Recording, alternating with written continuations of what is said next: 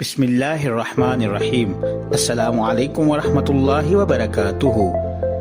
معزز ناظرین و سامعین، لائٹ فار بلائنڈ آپ کی تعلیمی ضروریات کو پیش نظر رکھتے ہوئے آپ کے لیے لے کر آ رہا ہے علمی، ادبی، معلوماتی، تفریحی، اصلاحی، تاریخی اور اسلامی آڈیو بکس۔ تو دیر کس بات کی، جلدی سے لائٹ فار بلائنڈ کو سبسکرائب کریں، ہماری ویڈیو کو لائک کریں، شیئر کریں اور کمنٹس باکس میں اپنا کمنٹ ضرور کریں۔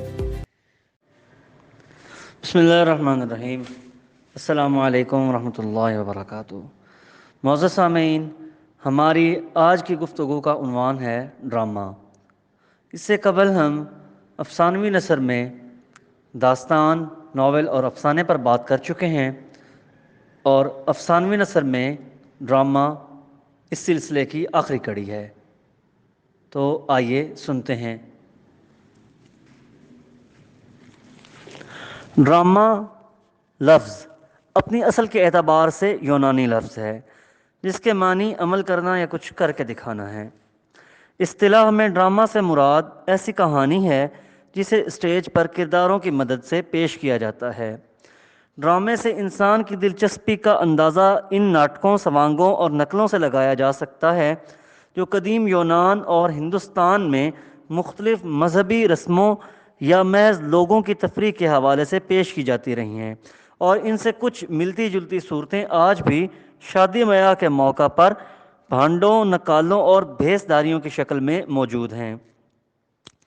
چنانچہ یہ کہا جا سکتا ہے کہ ڈرامہ ایک ایسی صنف ادب ہے جس کے ذریعے زندگی کے حقائق و مسائل کرداروں اور ان کی آپس کی گفتگو کے ذریعے اس طرح پیش کیے جاتے ہیں کہ تصادم اور کشمکش سے کہانی اپنے انجام کی طرف بڑھے اور کسی واضح انجام کو سامنے لائے۔ اس طرح ڈرامے کے لیے تصادم، کشمکش، تحیر، اچانک پن اور تعجب خیزی بنیادی عناصر ہیں۔ ڈرامے کا یہ تصادم کرداروں کے ذریعے بھی اور خیر و شر کی قوتوں کی کشمکش کے ذریعے بھی پیدا کیا جاتا ہے۔ چونکہ ڈرامہ بنیادی طور پر ایک کہانی ہی ہے جسے اسٹیج پر کرداروں کے ذریعے پیش کیا جاتا ہے، اس لیے زندگی کا کوئی بھی موضوع ڈرامے کا موضوع بن سکتا ہے۔ ڈرامے کے اجزائے ترکیبی درج ذیل ہیں۔ سٹیج ڈرامے میں چونکہ کرداروں کے عمل کے ذریعے کہانی کو پیش کیا جاتا ہے، اس لیے سٹیج بنیادی حیثیت کا حامل ہے۔ کرداروں کے عمل اور فعل سے ہی ڈرامہ نویس کی بات دوسروں تک پہنچ سکتی ہے۔ اس لیے ڈرامہ لکھنے والے کو سٹیج کی ضرورتوں کو ذہن میں رکھتے ہوئے کہانی لکھنا پڑتی ہے۔ سٹیج کی ترتیب، آرائش، مناظر کی تبدیلی اور ان مناظر کے مطابق ہر منظر کی ضرورت کے مطابق ترتیب اور تماشائیوں کے ذوق کی دلچسپی کا پورا خیال رکھنا پڑتا ہے۔ تماشائی ڈرامہ چونکہ عملی طور پر لوگوں کے سامنے کر کے دکھایا جاتا ہے، اس لیے تماشائی ڈرامے کا اہم حصہ ہوتے ہیں۔ اچھا ڈرامہ نگار اپنے تماشائیوں کی نفسیات، ماحول اور ان کی ضروریات اور دلچسپی کے مطابق ڈرامہ تحریر کرتا ہے۔ جو ڈرامہ نویس تماشائیوں کی ضرورت کو مد نظر نہیں رکھتا، وہ کامیاب ڈرامہ نگار نہیں کہلا سکتا۔ پلاٹ ناول اور افسانے کی طرح ڈرامے کے لیے بھی پلاٹ ایک اہم اور ناگزیر ضرورت ہے۔ یہ پلاٹ کرداروں اور واقعات و حوادث سے تشکیل پاتا ہے۔ اچھا پلاٹ مربوط، فطری اور عام فہم ہوتا ہے۔ کہانی مختلف مراحل سے گزر کر انجام تک آتی ہے۔ ان مختلف مراحل کو یکجا اور ہم آہنگ ہونا چاہیے۔ آغاز کے ساتھ ہی واقعات تصادم اور کشمکش کا شکار ہوتے ہیں۔